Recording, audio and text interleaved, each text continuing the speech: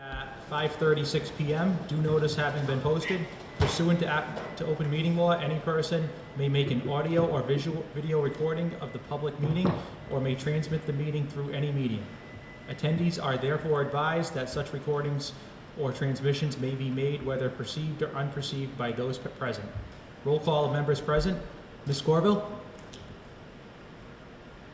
Present and participating in a remote secure location. Mr. Machado? Present and participating remotely. Ms. Ferrara? Present. And Vice Chair Robert Gore present. And I'll also call to order this meeting of the Somerset Berkley Regional School Committee at 5:36 p.m. Due notice having been posted. Pursuant to open meeting law, any person may make an audio or video recording of this public meeting or may transmit the meeting through any medium. Attendees are therefore advised that such recordings or transmissions may be made whether perceived or unperceived by those present. And a roll call of members present. Mr. Fenstermaker? Here. Ms. Barrera? Here. Mr. Machado? Present and participating remotely. Ms. O'Brien? Present and participating remotely. Ms. Ramos-Gagliardi is absent, Ms. Solomon is absent, and the chair is present. Also with us this evening are our superintendent of schools, Mr. Jeffrey Schoonover, our director of business and finance, Mr. Ronald Farrell, and our director of special education, Meg Ashton, along with Dr. Farrell, our recording secretary. Pledge. Yep. I pledge allegiance to the flag of the United States of America, to the republic for which it stands, one nation, under God, indivisible, with liberty and justice for all.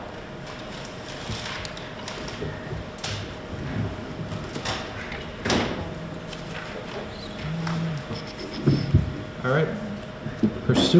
We're going to go into an executive session pursuant to Massachusetts General Law, Chapter 30A, Section 21A3, to discuss strategy with respect to collective bargaining or litigation if an open meeting may have a detrimental effect on the bargaining or litigation of the public body, and the chair so declares. And pursuant to Massachusetts General Laws, Chapter 30A, Section 21, to comply with or act under the authority of any general or special law or federal grant in aid requirements. The committee will return to open session. If you could just state the two things in brackets as well. Okay. Consider release, redaction, withholding of 2022 joint executive session minutes. Where's the other one? And the absolute, Okay. Okay, go. And American Federation of State, County, and Municipal Employees, ASME paraprofessionals. The committee will return to open session. Second. Roll call vote. Ms. Corville? Aye. Mr. Machado? I, and I will be participating in a secure location. Ms. Ferrara? Aye. And Vice Chair Robert Gore, aye. And on behalf of the region, we will enter into executive session pursuant to Massachusetts General Laws, Chapter 30A, Section 21A3, to discuss strategy with respect to collective bargaining or litigation.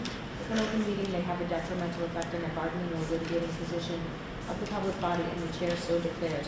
American Federation of State, County, and Municipal Employees, Paraprofessional Unit, and pursuant to Massachusetts General Laws, Chapter 38, Section 21A7, to comply with or act under the authority of any general or special law or federal grant and aid requirements to consider release and redaction withholding of 2022 joint executive session minutes.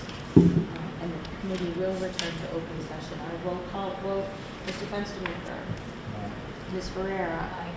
Mr. Machado. I, and I will be participating in a secure location. Thank you. Ms. O'Brien. Aye, and I will be participating in a secure location. And the chair votes aye.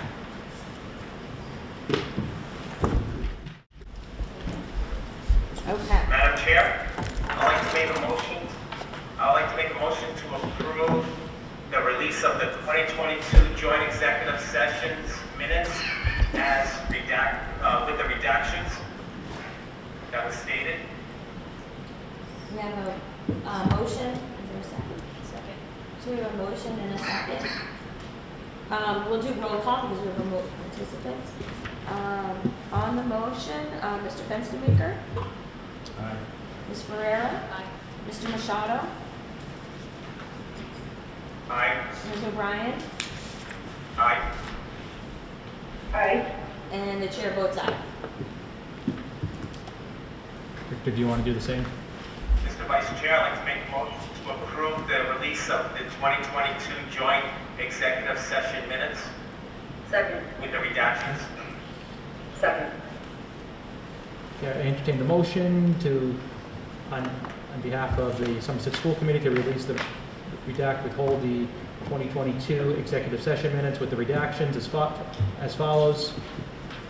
January 18th, February 15th, March 17th, May 24th, October 18th, and November 16th.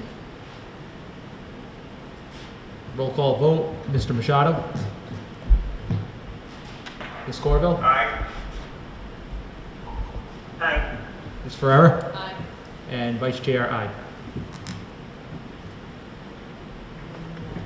Mr. Vice Chair, I'll make a motion to adjourn the K-8 meeting. Second. Motion to adjourn, roll call vote, Mr. Machado? Ms. Corville? Aye. Aye. Ms. Ferrera? Aye. And Vice Chair, Robert Glide. I think we'll adjourn and reopen. I'll make a motion to adjourn for the region, joint meeting. Second. So moved. Second. So a motion and a second. By roll call, Mr. Fenstermaker, Aye. Ms. Ferrera, Mr. Machado,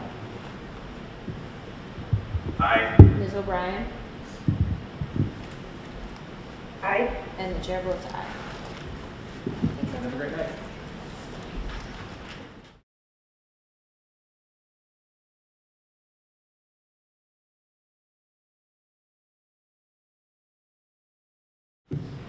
Okay, I will call to order this meeting of the Somerset Berkley Regional School Committee at 6:46 p.m. Due notice having been posted. Pursuant to the open meeting law, any person may make an audio or video recording of this public meeting or may transmit the meeting through any medium. Attendees are therefore advised that such recordings or transmissions may be made, whether perceived or unperceived by those present, and are deemed acknowledged and permissible. Do a roll call vote of those members present. Mr. Fenstermaker? Here. Ms. Ferrera? Here. Mr. Machado? Present and participating remotely. Ms. O'Brien? Present and participating remotely. Our student rep, Ms. Absent this evening, Janine Solomon and Judy Ramos. Gagliardi, the chair, is present. Also with us this evening are our superintendent of schools, Mr. Jeffrey Schoonover, our director of business and finance, Mr. Ron Carroll, our director of curriculum, Ms. Elizabeth Haskell, and our director of special education, Ms. Meg Ashton, along with Robin Vaccaro, our recording secretary. At this point, we do the pledge of allegiance. I pledge allegiance to the flag of the United States of America and to the republic for which it stands, one nation, under God, indivisible, with liberty and justice for all. The next regularly scheduled meeting of this committee is Tuesday, January 24th at 6:30 here in the Somerset Berkley Regional High School Library. The first item on the agenda for this evening is under student teaching and learning, is a report from our student rep, Ms. Hill. Before Sophia gives her update, I just wanted to share that Abby O'Brien, SBR Senior, is the chair of the Student Advisory Committee. She would be normally presenting here this evening. She's not feeling well. Sophia, for the second year in a row, was appointed the vice chair of the Student Advisory Committee. When the chair cannot make it, the vice chair steps in. So Sophia is here tonight giving a report. The Student Advisory Committee will be meeting the first Thursday of each month we'll be meeting after school. We had a good turnout first time with some interesting topics, which Sophia will share with us now. So before I start with the concerns from the meeting, just to update what's going on in the school, we have a holiday spirit week starting tomorrow, and it's just for Wednesday, Thursday, and Friday. Tomorrow is festive fit to wear like the holiday outfit day. Thursday is ugly sweater day, and then Friday is holiday PJs. And then another thing going on in school is called Selfie with the Elfie. So we have our own up on the shelf, and this is I think the 4th year they've done it, and it's in a different spot every day, and every single time you find it, your name gets entered into a raffle. And then the day before break, they pick 3 student names and a staff member, and you get a prize from the school store. And then 2 other things going on in the school. Just to update from Case Rally, the penny pounds amount that was raised was $4,660, which is almost double what they raised last year. We actually have a lot of toy and food drives going on right now too. So Girl Up did a can drive for Thanksgiving, and they brought a lot of canned foods and Thanksgiving foods to a homeless women's shelter in New Bedford. And then we also did, I'm a part of Girl Up, so we also did a holiday drive for a mother and then her newborn baby girl. So they kind of gave us a list of what they need, and then we got like 30 to 40 gifts for them. It was clothes, like baby toys, stuffed animals, but even then like a hair dryer and shoes, a winter coat, winter hats, things like that. And then in Girl Up, I think we have like 50 members, which is a lot this year, but one of the members was collecting for Project 351, and it was specifically for little kids, like books, sensory toys, Play-Doh, things like that. And we got another 30 toys for little kids to do that. And then there's more general like toy and food drives going on. Like there's always boxes in the office or the guidance office that you can just drop anything off. So when we met, there were like 2 main concerns from the meeting that everyone kind of agreed on in the group. And then first, I'd say the bigger concern is the e-hall passes. So just to like refresh and summarize, e-hall pass, it's new this year. It's whenever you have to leave your classroom for anything, whether it's the bathroom or the nurse or to refill your water, you have to fill out an e-hall pass. So I have it bookmarked on my Chromebook because I use it so much, but you basically just have to log in with your email, and then you fill in what classroom you're leaving from, where your destination is, and then you submit it. And then you raise your hand and ask your teacher to approve your pass. So then your teacher logs in T-All pass on their computer, and then they approve it. And then when you come back and pass, the teacher ends your pass. So it seems like a good idea in theory, but it's kind of become disruptive because you have to interrupt class to ask your teacher to start and stop the pass. And it seems like so smart because the whole point is to track students where they are, make sure that they're where they're supposed to be for an understandable amount of time. But a lot of students, everyone in the group, and also a lot of teachers even, have kind of like gotten a little annoyed with it because it's been so disruptive and it kind of isn't working how I think it was meant to work, because teachers are always teaching and they're always busy, whether it's like working with students, so they kind of forget to stop the passes, which is understandable because like, they're teaching or doing something else. So like if I go to the bathroom for only 2 minutes, which is like the right amount of time, and then the teacher forgets to stop the pass, it could say 20 minutes, and then the teachers feel bad because they're like, well, I think you don't get called out to the office and it's my fault. And it's kind of has a negative opinion throughout the entire school. But it had this feature called Auto Pass. So it was like a certain setting that teachers could turn on. It wasn't required. And it basically meant that the students could start and stop their own passes. So it still had the same exact setup, same steps, but we could just control it ourselves so it wasn't as disruptive. And a lot of teachers loved it. They turned it on and it was great. But then, I'm not sure what reason, but it got taken away.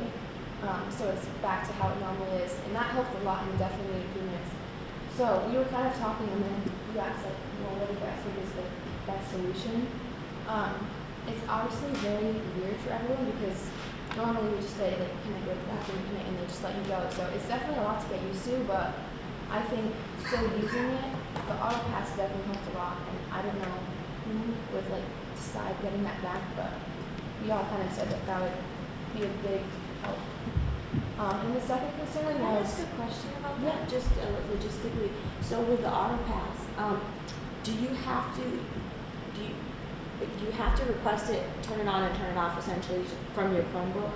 Only so you can't, for instance, use a phone, right? well, we have phone trees in all of the They're classrooms, put away anyway? Right. So you would have to like request it, leave the room, and then you can say, hey, I'm back, but it has to be from your Chromebook when you return to that spot. Yeah, so eHall Pass, if you shut your Chromebook off, it shuts off the pass. So you have to leave your Chromebook open wherever you go somewhere, and then when you come back, your Chromebook's already out and open on your desk, so it's like right there in front of you, and you just hit stop. It's super easy that way. But so one of my English teachers, Mr. Chase, he's great, but he's always like helping the friends, always like one-on-ones with students. So if a lot of the time someone has to go somewhere, he's like just lets us start and stop it ourselves from his MacBook. He's just like, yeah, I trust you guys, you can just do it. And he always has eHall Pass pulled up. So we can just, it's essentially the same thing, but it was so helpful when it was a thing. I'm not sure like why it's not a setting anymore, but everyone loves that. Even the teachers were like, this is great, it's so much, because it just interrupts class so much.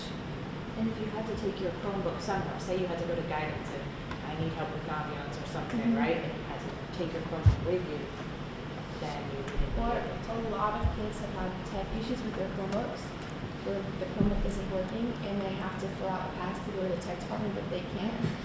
So then they get in trouble walking the hallways. Like hall monitors have who's filling out the hall pass and who's supposed to be in the hallways. So then they get in trouble because it's a whole thing. But yeah. Another thing is when like if I'm taking a test and it's a paper test, you're not allowed to have your Chromebook out. And then someone takes out their Chromebook and they get in trouble, and then they're like, I'm just trying to go to the bathroom, or it's just a lot of miscommunications. The second concern was in the guidance department. So everyone kind of started talking about all of their experiences with the guidance counselors. There were many like different levels of help received. So a lot of people were having very different experiences. So I had a great experience, but everyone in the group was saying like, especially juniors and seniors with college applications, your guidance counselors who helps you with that, like one-on-one meetings. You have junior interviews, senior interviews. But a lot of people were saying whether it's like their guidance counselors have to send their transcripts to the school, implying to not on time, or just issues like that where it becomes very stressful situations. And it's very understandable because we only have 3 counselors and 1,000 kids. So they realistically have a couple hundred kids each, which is a lot. But we used to have 4 counselors, so we all kind of came to the decision that I know it's way more complicated than just saying it, but we all thought a 4th counselor would be definitely way more helpful for all the students because it's a lot for them and it's a lot for us. And I never met, all the other seniors in the student advisory actually said they never met with their guidance counselor until it was for college, which is like midway through your junior year.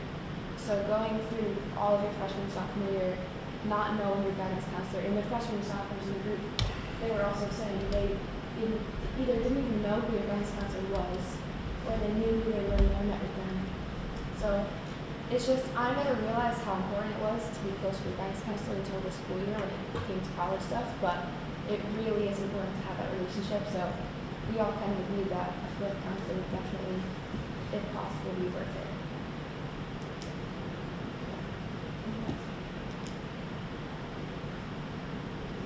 Any questions? Dave? I would just like to thank the community and appreciate the job.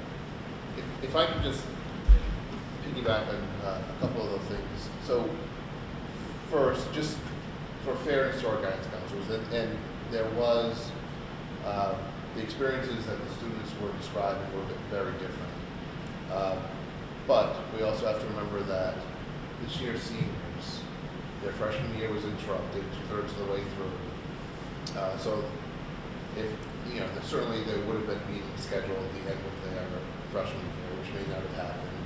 Their sophomore year was hybrid for 2/3 of the year then, right? So like, we just also have to acknowledge everything that was going on when these students were freshmen and sophomores, and even beginning part of the junior year, which is still in school, but with other challenges. And I think the other topic that came up regarding the e-hall pass was that it is, Yeah, so I'm not sure the main reason to be all that, but I'm assuming one of them is to try to prevent vaping in school bathrooms, vaping and smoking. So it's happened since I've been in high school and even in middle school. I've experienced this. Whenever you go into the bathroom, there's normally a couple kids there either vaping or smoking, and e-hall pass is essentially to make sure that doesn't happen. So we have 5-minute passing times between classes, and since e-hall pass is so disruptive to use, whenever you go during passing time, you don't have to use the e-hall pass because class technically hasn't started yet. So your teachers just let you go without having to do it. But because you don't have to use e-hall pass, vaping and smoking has very, very much increased during passing time, because that's when people can go to the bathroom without it being tracked how long you're in there or where you are even. So even though that's become the most convenient time for anyone to use the bathroom, that's also become the most convenient time to vape. So it's decreased vaping during class time, definitely, but it just makes, I went to the bathroom today during passing time and there was a herd of 15 girls. It's just increased it during passing time, so it's still happening. They're just finding a way around it. So I'm not sure if it's, the problem is it really needs to stop. It's just being moved. Anyone else have any question? I think that this is the first year of the e-hall pass, right? Yes. This is a sort of, I won't say piloting it, but Yeah. I would think that the first year with any new system that something in place to do a look back or a mid-year check-in and see how things are going, and maybe make some adjustments, and maybe, Dr. Gross was not here tonight, but maybe have administration continue to work with the students and do it I'm just about at mid-year, so maybe a mid-year check-in, year-end check-in, and see.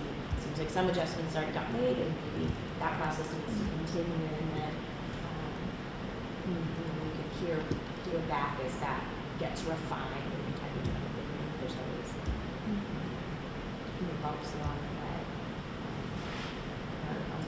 It sounds like I very much appreciate the students bringing these issues not only to administration but to our attention to the three things that you talked about. They're really important, right? So safety, knowing where kids are, safety, making sure kids are in the right place, doing the right things, but also not disrupting teaching and learning, and then making sure that our kids are getting the support services, the school counseling services that they need in a way that's across the board sort of even and applicable and consistent for all kids. So thank you very much for that, and we'll continue to work with administration to those are works in progress for sure. Thank you. All right, the next item on the agenda is under new business is special education. Ms. Ashton. So I'm just going to give you just a couple of updates. I gave the same updates at Somerset's school committee meeting a couple weeks ago, so I apologize for those who have to hear me speak again. So I just wanted to share that our regional CPAC of Southeast is up and running. I'm very appreciative of our parent board. They worked together since last spring and throughout the summer. And they worked as a parent group on their own and would invite this special education directors. Swansea was participating. There has since been a change in the special ed director at Swansea, so hopefully the new special ed director will join our group. I have been working mostly with the Berkley special ed director. There has been also a change in the Dayton Rehoboth special education director this year, so we introduced ourselves to the new director, and she will be joining our group as well. The regional CPAC of Southeast had their first official meeting with parents, and they had over 30 parents attend. They invited the Federation for Children with Special Needs and did the parent training. To have over 30 parents is the best CPAC meeting we've had in years in the district, so I'm really glad that we formed a regional committee, because I think that is helping it be a meaningful group. We will be having another meeting in late January, early February. I'm waiting for Jess Willett, who is our president, to give us the date. She's still working on that with the Federation. They are going to be doing a presentation on the difference between 504 and IEP. In addition, the Department of Education is going to come for a short time to that CPAC meeting to talk about our TFN, just to give the parents a little bit of overview about the TFN process. And I just also wanted to share that CPAC had their first fundraiser a few Saturdays ago. I think it was December, 10th maybe, it was set that weekend, and they had 75 families sign up. So again, I think it's just showing that from the parents working together, and they've been very proactive working together. They have a Facebook page. Robin has been wonderful and has been sharing any of the memos from our CPAC, and the principals will add them to their newsletters. It's becoming what a CPAC, I'm hoping it's going to continue to become what a CPAC should be, and they support a group for parents. They invite the special ed directors for a portion of the meeting, and we go. And they also have a portion of the meeting where they're able to talk amongst themselves, and then they come back and share topics that they might want us to talk about. So I wanted to just briefly tell you about CPAC. In addition, we are in our on-site year for our tiered focus monitoring. 3 years ago when I entered the district, we were doing an on-site for civil rights. This year is our on-site for special education. So all of last year and into the beginning part of this year, I had to submit a self-assessment, and they asked me to do file reviews, so check that our files were in compliance with the documentation we should have for IEP files and the meetings that we hold. We had to respond to our instructional grouping sizes, our age span in our classrooms. In that transition program here, you were wonderful with us last year and helped us get our 2 teachers, so again, we met our class size. So I had to report on all those things through a self-assessment. We are, through the pieces that we submitted, we are self-directed improvement, so we are a level 1, which is great. That we met with most of our pieces for our self-assessment. They are coming on site in March, I believe it's March 22nd. And they're just going to be looking at a few spaces throughout Somerset and Somerset Berkley. They'll do an interview with, I'll do an interview with them. They'll also meet with Mr. Schoonover and the CPAC president. They'll have an interview with them. They will be sending out parent surveys. I had to submit a roster for all our students in special education by December 4th, which I submitted. And now every 4 to 6 weeks until they come on site, they'll continue to submit that parent survey. So parents will get it multiple times, trying to get some responses. It's not often, they don't often get a ton of responses, but that's why they're coming to the CPAC meeting as well, again, trying to elicit some response there. I had to kind of do a press release that TFN was happening, so that has been posted on the school committee or Somerset's website, and we sent that out as a blast as well. The last thing I just wanted to tell you about was that we're in our year 2 of our co-teaching instructional support professional development. Renee Hadfield is our coach. She's very well liked and adored actually when she comes into the classrooms. She's continuing to work with some of the teams from last year in more of a reflective kind of model with them, checking in with them and what are their needs. And then in addition, we're training new teams this year. So actually 3 teams this year from the high school. Last year we did 2, but because one of the special education teachers is working with 2 general education teachers, they are all participating in the training. So there's 3 different groups at Somerset Berkley side participating in the training, 2 from our middle school, and then 1 from each of our elementaries. In the beginning of the year, they did training, professional development in the Learning Center with Renee, and then monthly, Renee comes and visits their classroom. She talks to them before they come. They plan what kind of co-teaching strategy or instructional approach they're going to be doing. Renee observes that, and then they have a reflective meeting after to talk about what worked and kind of get support. So I'm pleased with that. Renee has really been a good asset to the district, and everyone that has worked with her has found her very helpful, approachable, and the strategies that she tells the teachers to kind of employ in their classroom are meaningful and applicable. In addition, she's working with some, and more on the Somerset side right now, but she's working with some of our specialized programs, providing some direct support to some of our teachers in those programs. Again, I think meaning professional development is really to help build and support our teachers. We want to retain our teachers, so we want to show that we value them by providing this meaningful training. I really, just like Liz, I think we're big proponents of support within the classroom and that coaching model, and the instructional strategies, and really allowing the staff to, learn and ask and kind of keep learning and practice. So I think Renee has been a great asset in that regard. And I'm lying, I have a couple other things that I will share. Again, I mentioned it earlier, but our BCBAs, we have been growing our BCBA team for the past 3 years. They are providing lots of trainings during our professional development early release days. On our Ed Camp day that Liz did a great job of organizing, they led 5 sessions at Ed Camp alone. So again, I think as we continue to bring in professional staff, they're building our capacity to support and train our own staff as well. And the last thing, let me make sure we're up to the line, is the new solutions. I just wanted to give you a brief update on the new solutions program evaluation that we talked about earlier in the year. It's a comprehensive process. We're in the middle of it. In the beginning of the year, I had to work with the administrators, and we created a schedule of focus groups and a guiding panel. It was a mix of administration.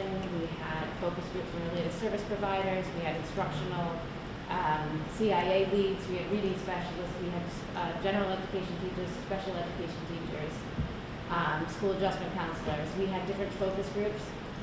And then New Solutions came on site one day. They did some on-site interviews. They did some remote interviews with the different focus groups. And then they toured all of our buildings and did some observations in our classrooms. They then had a brief kind of exit meeting with us, and we had another one just last week where they gave some initial thoughts. In addition, we had to submit, and I'll thank Andrea Smith, who is our Aspen guru, and she created all this data for them that they wanted to review. And so they're now looking at the data, looking at our staffing, looking at the classrooms, the information from our interviews, and they're compiling some recommendations that we will hope to see in early February. And our hope there is that they're going to offer us some support in developing action steps to continue to improve some of our special ed programming and our inclusive classrooms, as well as our special ed programs.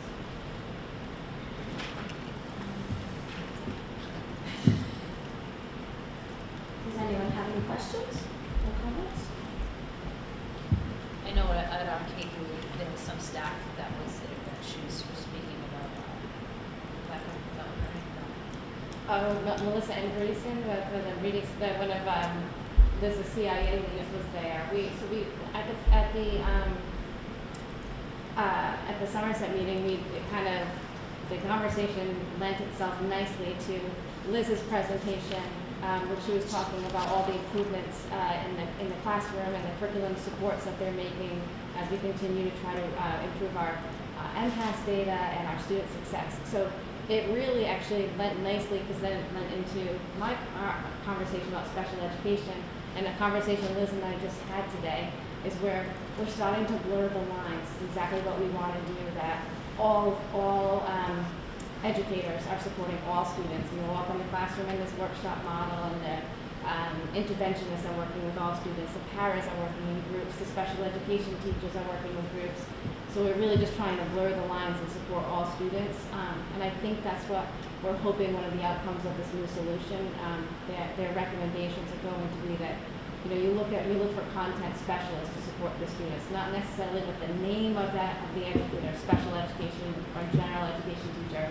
What support does that student need? And that's where you create that intervention. And I think that it was just a very natural conversation at the Somerset meeting, and the CIA leads were there, and they were talking about all the work that they're doing in the classroom, and the coaching model again that they're doing with teachers. So it was a very nice conversation, a supportive conversation.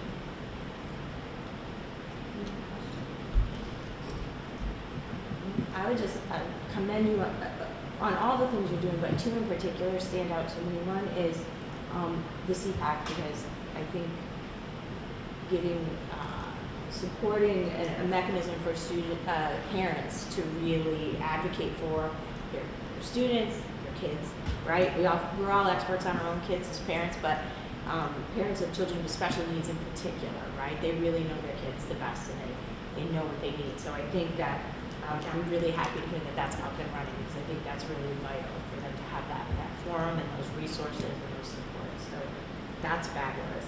And then the other thing that strikes me is the non-evaluative coaching that I know it's happening on both sides right here, but we all know that there are things that we're required to do in terms of evaluation, but it's the non-evaluative coaching, it's the PD and it's the training to really support staff so that they can do what they need to do every day to support kids, but also to think about advancing their own careers professionally. So, you know, that's not necessarily something we have to do, right? We're not required to, but the fact that you're doing it, in a really thoughtful way, especially across, gen ed, special ed is, I think, very commendable. So, and it doesn't happen everywhere. So that's wonderful. It's good to hear.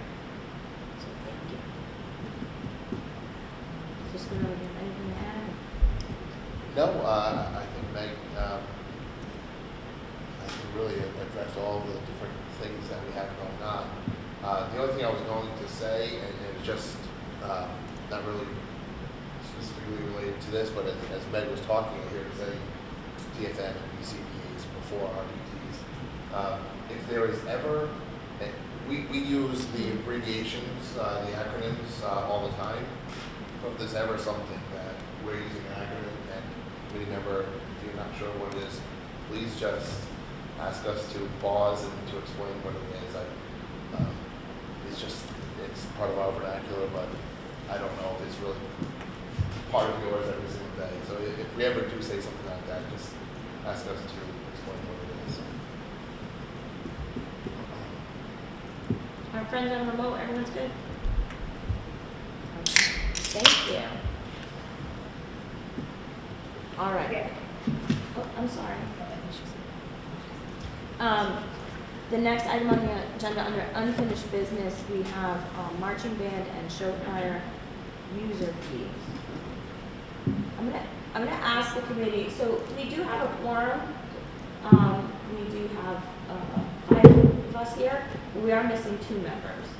So, and I know that this is a topic that is of great interest to everyone in the committee. So we can proceed with a discussion on this. If I kind of defer to the wishes of the committee at this point, we certainly can. We have a quorum.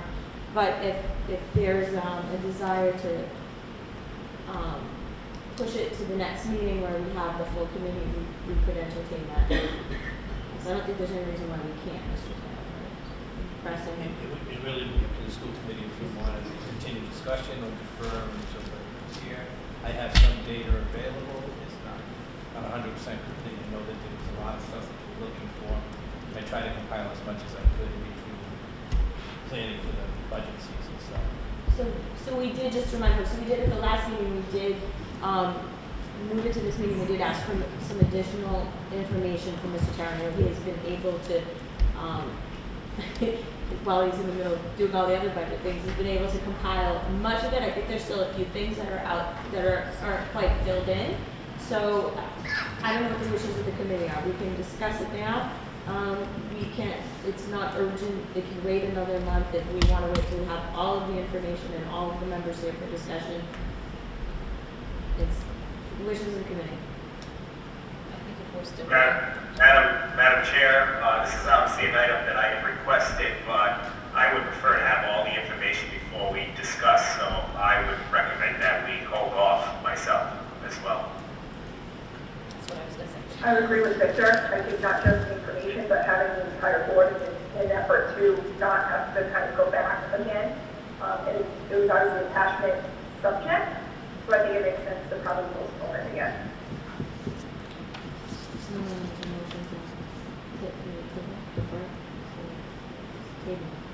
I'll make a motion that we defer the unfinished business marching band and show choir user fees to our January meeting. January 24th. Do you have a motion, do you have a second? Second. So a motion and a second, I'll have to do roll call. All those in favor, Mr. Fenstermaker, Ms. Ferrera, Aye. Ms. O'Brien, Aye. Mr. Machado, Aye. and the chair votes aye. Aye.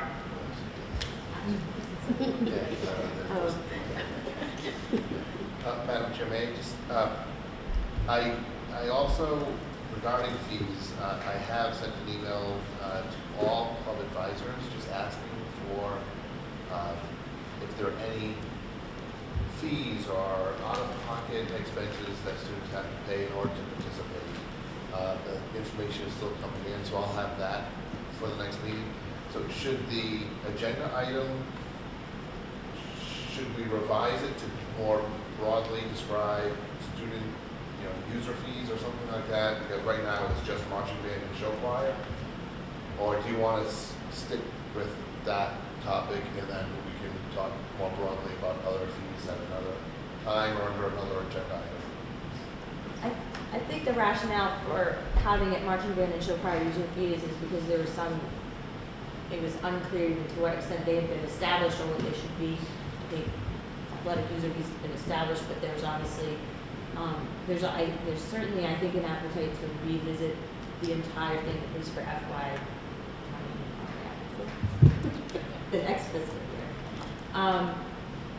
So I would say, I guess my suggestion would be to keep this item specifically, and then we can certainly, as we're developing the agenda for the next meeting, maybe add on to that, especially as we get more information. I think that information will be very helpful in determining how this is. So they do tie together. Right. Because, I think it's just that this show choir in particular is kind of way out of the realm of what the other items are. And I think that's why it's, kind of, but I think the more information on other things being done we have for that discussion is good, at least have a chance to review it and kind of understand it. Thank you.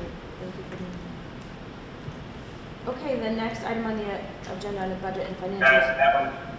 I'm sorry, Madam Chair, I was on mute. I think the more information we do have regarding like clubs, other activities would make it a lot easier for us to make a decision on. I don't know if that's what Mr. Fenstermaker said, but to me, any information and all information be there to make it easier for them. That's just what I said, Mr. Machado. We're thinking along the same lines. I couldn't hear you. You always say that to me. No, I was just saying that that's exactly what I said before you spoke, and so it was kind of, our minds are in the same place. All right, great. So we'll continue to fill in some of that missing information, and then we'll move that discussion to January. The next item on the agenda is under budget and financial. The first item is November financial statements. So in your folder, you should have the things that for November. Mr. Tara wants to. Sure, I can Walk just us through. give you a very high level, quick overview. Mr. Fenstermaker had a couple of questions, I think they were good questions, so I think I'll share this with the school committee, especially if you're not familiar with the financial report or you're relatively new to it. The report actually shows a couple of areas of credits, some areas within the area of guidance, we use school choices and offset credit. The expenses are actually transferred to that revolving account to cover costs for guidance. Of guidance counselors or adjustment counselors, whatever the case may be. So there's a credit in that line item, there's a credit in the athletic account, that's $138,000, so you see a negative credit. The budget's a gross budget, and then we apply credits to them, that the expenses are transferred over to the revolving account. So when you see those credits, that's what they need. Same thing for the maintenance of building and grounds, there was a $10,000 credit for parking fees, that fee has been waived this year. So the cost that would typically be transferred over to cover the cost for snow removal, salt and sanding the parking lots would be covered totally by the operating budget. There's no revenues. Saying that, the total budget right now as it stands with all the salary positions, we're within budget, we're tracking well. A couple of vacant positions, as we have some resignations and hires, there's a little bit of a transition, so sometimes we're carrying open positions within the budget for a certain period of time. That reflects that. Years ago, I actually built the payroll module within the system so I could actually track payroll encumbrances. So we know whose staff is in, who's going to be paid, so that represents that column, the encumbrances. The year-to-date column is actually who's paid year-to-date based on November financials, and then projected in the encumbrance column for both payroll and open purchase orders or payables that haven't been paid yet. If you went to the last page, and I don't want to jump around, but one of the things that I haven't done, and I think it was Mr. Pierce who asked this question, and I haven't done it this year yet. Towards the bottom is debt service payment and debt service interest, is principal interest payments. So there's a total of $1.2 million that haven't been paid yet. So if you looked at the forecast, you go, okay, we have $3.1 million left. 1.2 has to come right off the top because we have to pay the debt service payments. And there's other various expenses throughout here that we haven't maybe encumbered the funds yet. And so it'll eat that dollar amount down a little bit. As you're on the bottom of that page, though, I think this is probably the highest or the most important thing I want to stress with you today. We had projected about $700,000 for circuit breaker funds.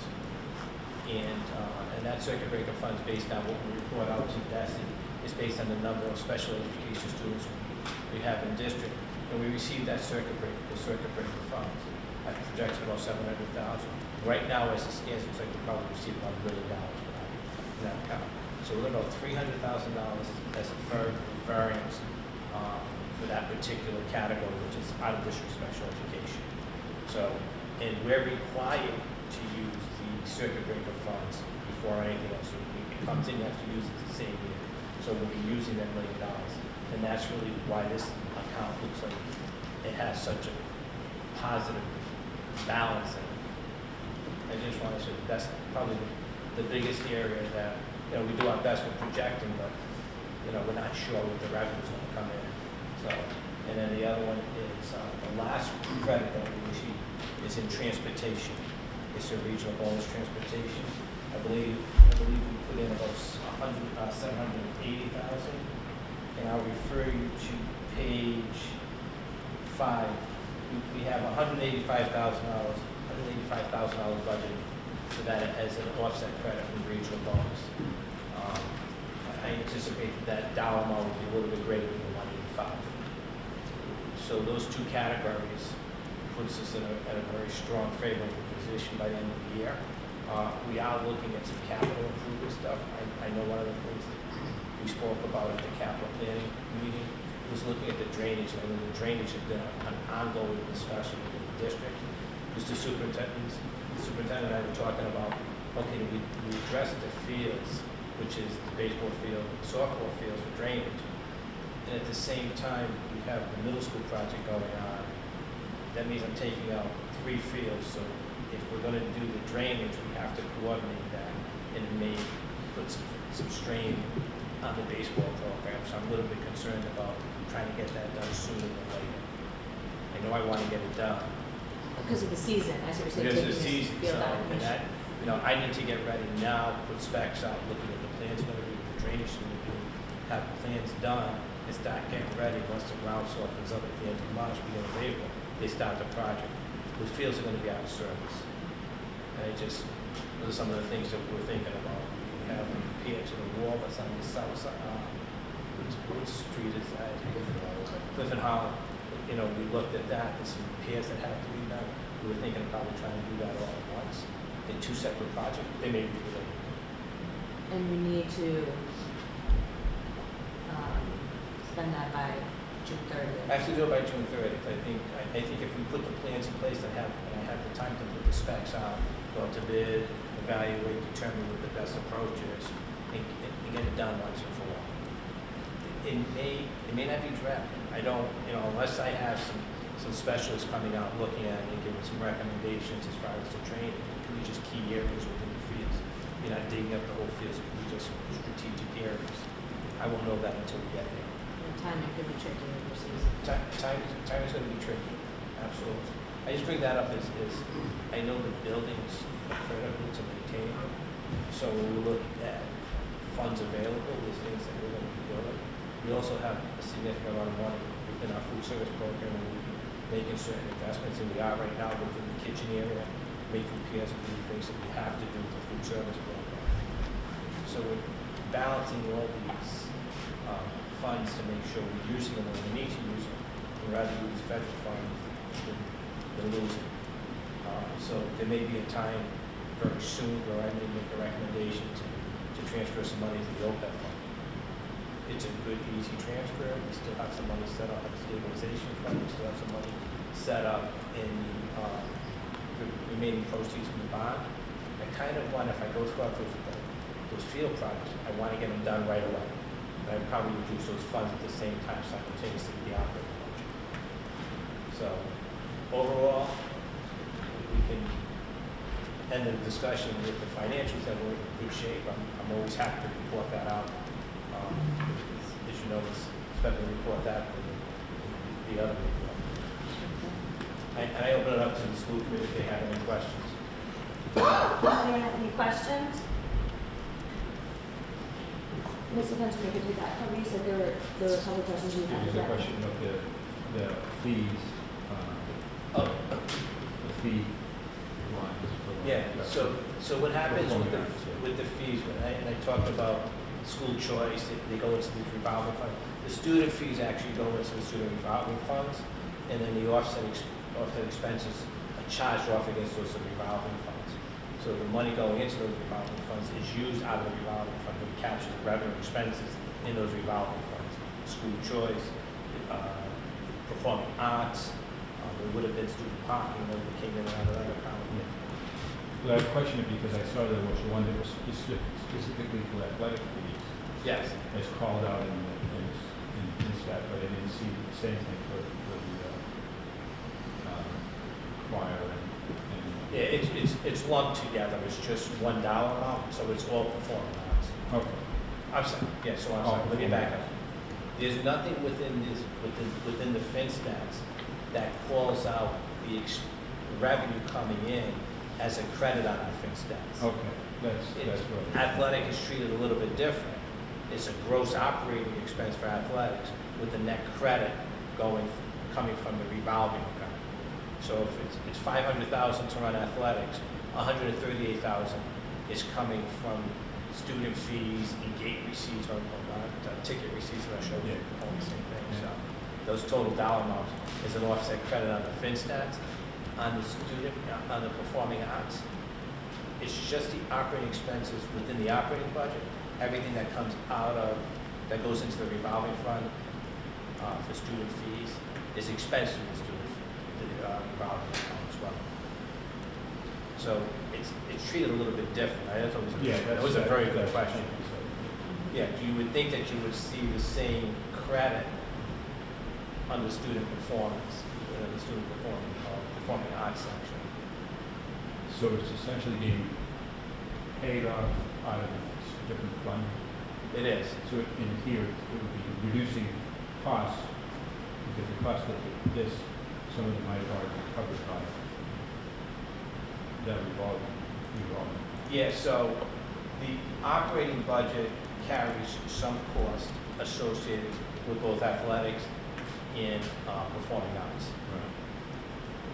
But the difference between the athletics and the performing arts is we don't show, it's really a very low dollar amount compared to the total athletic budget. Right. So there's no credits coming in for performing arts under the fin stat. Good question. Any other questions? The next item, thank you, Mr. Carroll. The next item on the agenda, you're not up with it yet, is the 23-24 fiscal year budget timetable.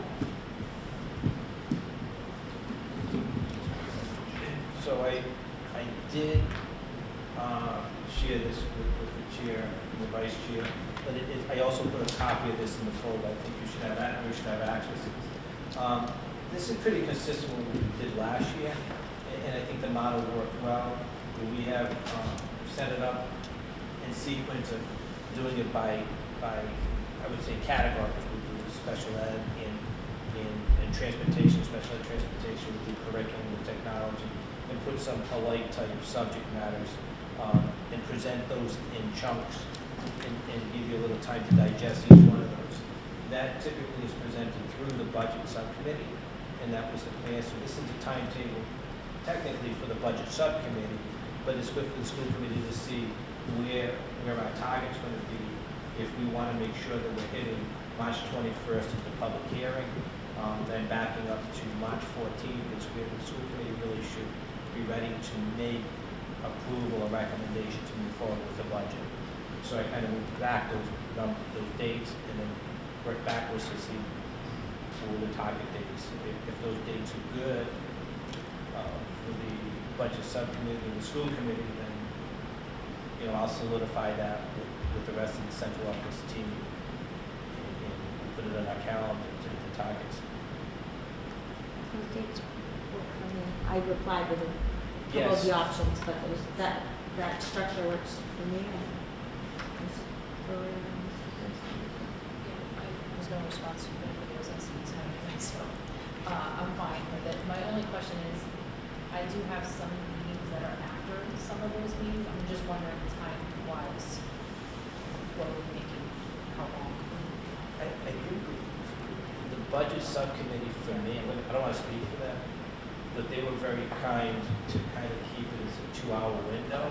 It's a full day, so we kind of just get right to the meat and potatoes and try to get done by 6 o'clock. And maybe some items, maybe a little bit deeper conversation that may be related to staffing or something that may come up, maybe requiring a little bit more time. But I would defer that to the budget subcommittee and chair as far as the schedule. Like I said, I can always move it up, and just try to think of it. But yeah, any, My recollection is the same. We're trying to stop it, so it's, everyone's. open one. Yeah. Keep it done forever, but We have social emotional here too. yes, self-care is important. March 7th might do it. Yeah, there are a couple that are, right. What's that? My question, I think at the last meeting you mentioned that with the change at the State House, that Chapter 70 might be delayed, or our information about what our portion will be. Is that, do we have any updates on that, or is that just, let's just have it as and figure it out? Or? No, I haven't heard anything new. I think that everything we've heard is that it's going to be later than the normal is. Yeah, Mr. Taro and I attended a webinar that was put on by Mars a couple weeks ago. And they acknowledged that school districts will not be receiving this information until March or so. Right around the same time that we have this public hearing. They were coaching districts on how to use all of the October 1st enrollment reports that we submitted to create that that chart that has all the different classifications of students, those in Chapter 74 students and the special education and EL students and so on, and using all the information that we presented to basically create our own table before the district, before the state gives it to us, and then using that information to estimate what our foundation enrollment and foundation budget would be. But there's still a lot of guesswork in there. I would hate for us to go through that process and come up with a number saying, here's what we think our Chapter 70 funding, or at least our foundational enrollment or something would be, and then to have it not be that number. And they did provide a sample worksheet if we wanted to run some models to see what it looks like. And to Mr. Schoonover's point, we could be doing those models, and if we're off a little bit on our estimates, then you could put a monkey wrench in our process as well. I probably would decide on the, as far as a conservative estimate, hoping for more money coming in. So I haven't looked at the model that they gave us, but trying to run it to see if the numbers would calculate using today's student enrollment. So the conservative way to do this would be to sort of look at this year as your baseline. So our enrollment hasn't changed much or fluctuated. I really have. In the cohort of students that we'll be looking at, hasn't been significant change. We have a good idea. Actually, no, we have a pretty good idea of even demographics still that won't change that much. You know, rising freshmen, some big changes from high school. This year's, our 8th grade class this year is a little bit smaller than our current 9th grade class. Our 9th graders, this was one of our largest classes that we had in both districts. So we will see a slight decrease in next year's grade 9, but then comparing them to what our seniors are, because really our incoming freshmen are replacing our outgoing seniors, I don't think there's going to be much of a difference between those two sets of numbers. The other thing we have to, one of the things we have to keep in mind, we'll talk about in the budget process too, is some of the things we're learning right now as far as costs associated with next year's operating budget. Out of district tuition, is that going to look like those numbers once they're released? So there's some guessing on some of those as well. So there's things that haven't been released yet, but there's speculation on where they may go too. So it'll be a little bit of a challenging year to kind of put a good budget together. We'll do our best.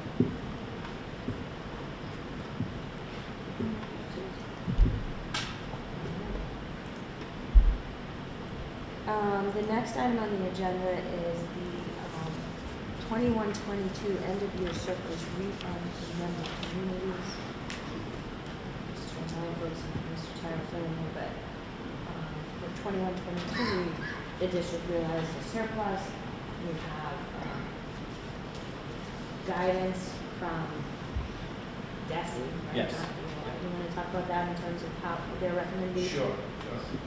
So I actually kind of touch base with a number of individuals that would be involved with either looking at our audit report, looking at certification of excess and deficiency funds for DOR, and then DESI with our engineer report. Actually had a conversation with all of those individuals. DOR does not provide guidance on how we should be distributing refunds, so check that off the box. I had a conversation with our auditors, kind of recommendation, you really should be using the percentage you use within determining your assessment calculation. That was also confirmed by a representative from the Department of Education as well. So the recommendation is really to kind of use a percentage of operating assessment as a percentage by each member community. You take that percentage, then you would apply that percentage times whatever the surplus is. And that's how we would apply it. I think it's a good idea. You start cherry picking certain components within the budget, how deep do you go, and how do you start? You won't be able to stop. And you go down that rabbit hole that really doesn't make sense, because that's not what the intent is. The intent is to redistribute those funds based on the assessment or the contributions made by those members. And she said that would be the easiest thing to do, so that's the recommendation. It comes in about 76 to 24%. Distribution, right now I thought I was going to have the certified ED provided to me by DOR. They have been straight out. You know, they're working on tax rates, there's a number of things that they're working on, which has a pretty high priority. We're not high pressure to do it right this minute, so I understand why I haven't received a response yet. I have to respect them trying to get their job done for the things that make a big difference. Once they do, then we'll have time to, if we're okay with the calculation based on the recommendation, that would be my recommendation to the school committee as well. Use that percentage, redistribute that via, we call it a refund, but we actually would notify the member communities and reduce their contribution payment by one of the months. Each member communities, based on the dollar amount, is less than, their refund is less than their monthly contribution. So it would be the easiest thing to do, send a memo out and say, pay this less the credit. So that's where we're at. I'm wondering if it would make sense for this, and you're gonna need a vote on the distribution.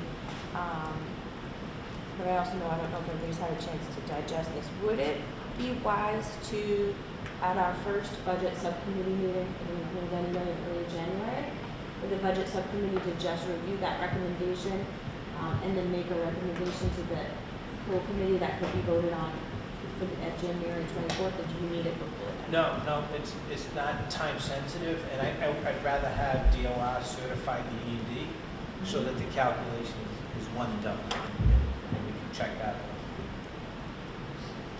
So, just make a motion to refer this issue, to the budget subcommittee, for, evaluation and then recommendation back to the committee of the whole, hopefully in January, at the January 24th meeting, if the, certification is available from the DOR, not the, whenever that's available. That's it. Motion, second. All those in favor, Mr. Fenstermaker? Aye. Ms. Ferrera? Aye. Ms. O'Brien? Aye. Mr. Machado? Aye. And the chair votes aye. Okay, next on the agenda, topics not anticipated by the chair 48 hours in advance of the meeting. I don't have anything. Somerset and Berkley Public School updates. Mr. Machado, do you have a Somerset update? Sure. At the last meeting, I'm getting a feedback, so I'm going to go a little quicker. We also talked about the budget season and when we're going to be meeting with the A&M. Ms. Haskell gave the school committee on the assessment from last year. Ms. Ashton also gave us a special ed report. And also we had a middle school update, and anybody who's been driving by the school can see that fencing has been up and some earth moving equipment has been placed on the property.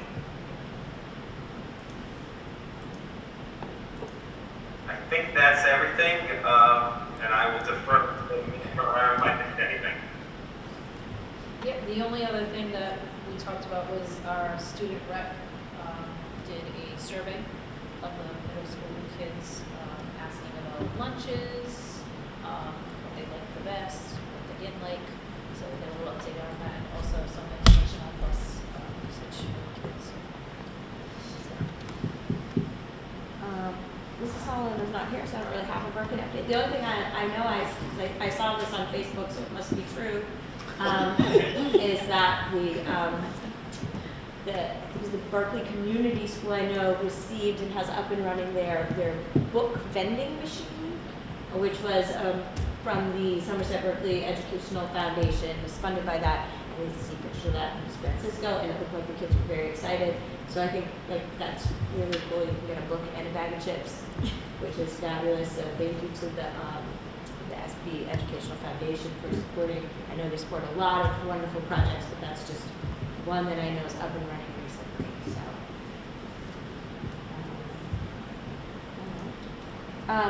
next on the agenda, action items for future meetings. Anything we haven't discussed this evening that folks would like added?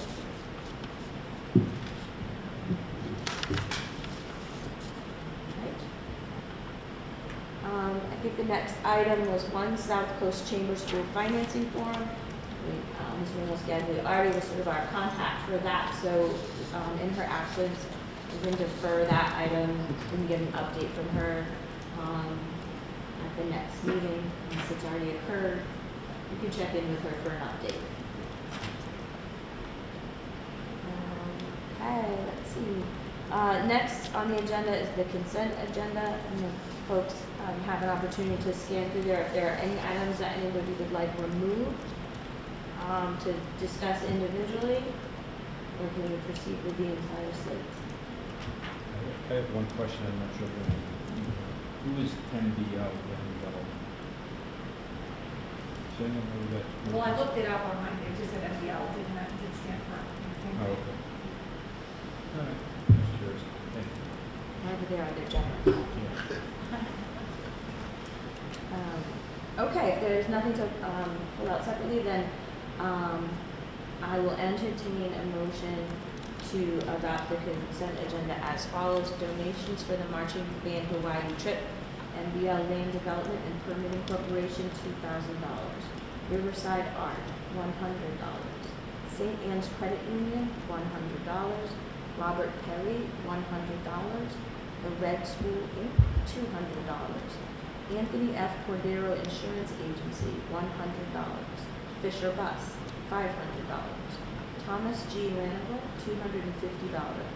Somerset Glass Company, $100. Somerset Federal Credit Union, $100. Hathaway Funeral Services Incorporated, $500. Somerset Country Wine and Spirits, $100. TBI Inc. Savers, $1,218.80.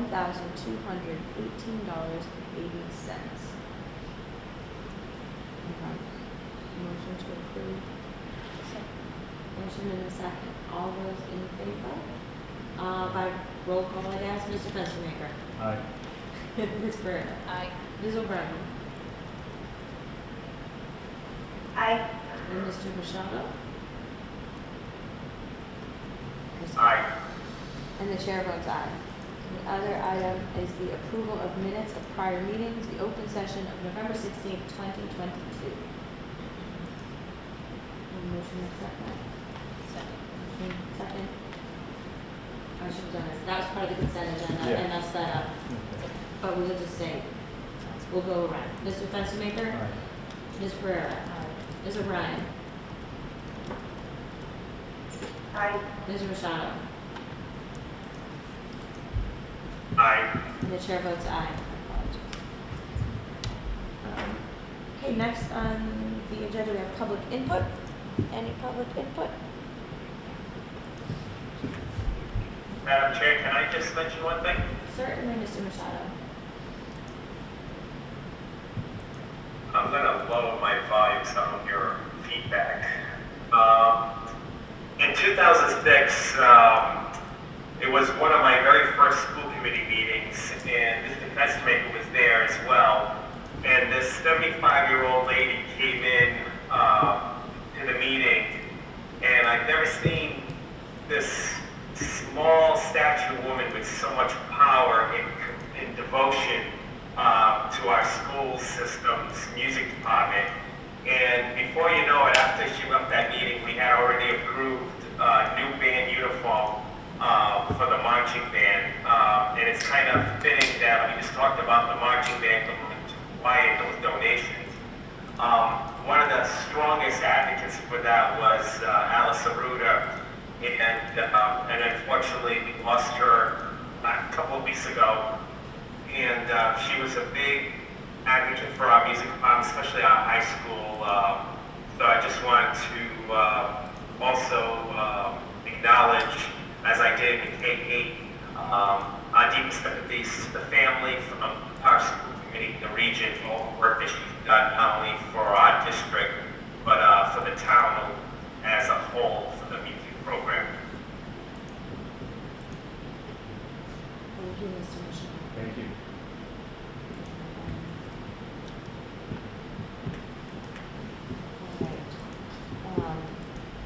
All right, lastly, we're going to enter into executive session pursuant to Massachusetts General Laws, Chapter 30A, Section 21A, 7, to comply with or act under the authority of any general or special law or federal grant and aid requirements, to consider the release, redaction, withholding of 2022 executive session minutes. The committee will return to open session. So I have a motion to enter into executive session.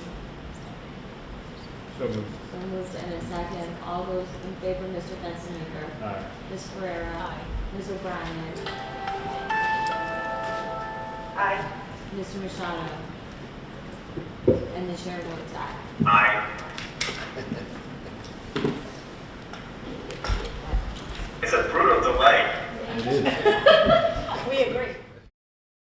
Okay, so we will return to open session, so, under new business, I will, entertain a motion to release, redact, and withhold the 2022 executive session minutes, for January 18th, February 15th, April 26th, and May 24th, as voted. Second. A motion and, can I make that motion? You make that motion. You make it. You move it. I so moved. All right, So second. there we go. We have a motion by Ms. Ferrer, seconded by Mr. Fenstermaker. All those in favor, Mr. Fenstermaker. Aye. Ms. Ferrer. Aye. Ms. O'Brien. Aye. Mr. Machado. Aye. And the chair votes aye. And with that, I will entertain a motion to adjourn. So moved. Second. Motion and a second. All Second. those in favor, Mr. Fenstermaker. Aye. Ms. Ferrera. Aye. Ms. O'Brien. Aye. Mr. Machado. Aye. And the chair votes aye. Thank you, everyone.